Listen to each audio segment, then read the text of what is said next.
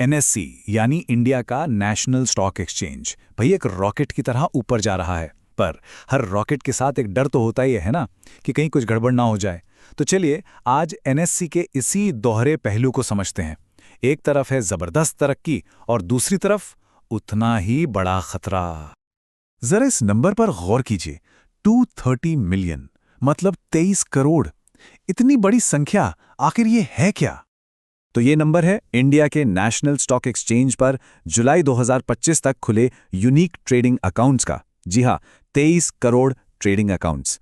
ये आंकड़ा एनएसई की जबरदस्त ग्रोथ और हमारी इकोनॉमी में इसकी अहमियत को साफ साफ दिखाता है। लेकिन कहानी सिर्फ इस बड़े नंबर की नहीं है, बल्कि इसकी रफ्तार की है। जरा सोचिए, सिर्फ 3 महीनों में अप्रैल से जुलाई 2025 के बीच 1 करोड़ नए अकाउंट्स जुड़ गए। ये तो मतलब एक तरह की विस्फोटक ग्रोथ है ना? तो एक तरफ तो ये बहुत अच्छी, बहुत पॉजिटिव कहानी है, लेकिन जैसा कि हम जानते हैं, हर कहानी का एक दूसरा पहलू भी होता है। तो यहाँ सवाल ये उठता है कि इस जबरदस्त कामयाबी की छिपी हुई कीमत क्या है?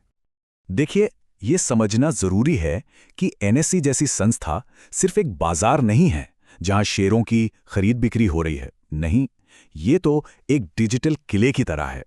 हमारे देश का एक बहुत ही जरूरी डिजिटल किला, जिसकी हिफाजत करना बेहद जरूरी है। और जैसे हर किले पर हमले होते हैं, इस पर भी होते हैं, लगातार। अब जरा इस दूसरे बड़े नंबर को देखिए, 17 मिलियन यानी 17 करोड़। ये आंकड़ा कहानी का दूसरा और सच कहूं तो कहीं ज्यादा खतरनाक पहलू बताता है। ये हैरान कर देने वाला आंकड़ा है उन साइबर अटैक्स का जिनका सामना एनएसई को हर रोज करना पड़ता है। जी हां, आपने सही सुना, हर दिन। अधिकारियों की माने तो रोजाना 17 करोड़ से ज्यादा बार हैकर्स इसके सिस्टम को तोड़ने की कोशिश करते हैं। सोचिए जरा। तो मामला ये है, एनएसई एक बहुत ही मुश्किल बैलेंस बनाने की कोशिश कर रहा है।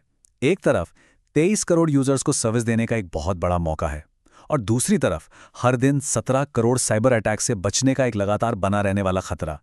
यह सच में एक बहुत ही नाजुक संतुलन साधने वाला काम है। तो फिर सवाल यह है कि इतने हाई स्टेक्स माहौल को कौन संभालेगा? कौन है जो इस विशाल जहाज को इस तूफान से बाहर निकालेगा? इन्हीं बढ़ते हुए चैलेंजेस से निपटने के लिए सितंबर 2025 में इस ऑर्गेनाइजेशन की कमान एक नए लीडर को सौंपी गई। रॉयटर्स के मुताबिक श्रीनिवास इंजेटी को नेशनल स्टॉक एक्सचेंज का नया चेयरपर्सन बनाया गया है। और देखिए, नए चेयरपर्सन का काम एकदम साफ है। पहला, इस जबरदस्त ग्रोथ को मैनेज करना। दूसरा, साइबर डिफेंस को और भी ज्यादा मजबूत बनाना। और तीसरा, मार्केट में स्टेबिलिटी बनाए रखना।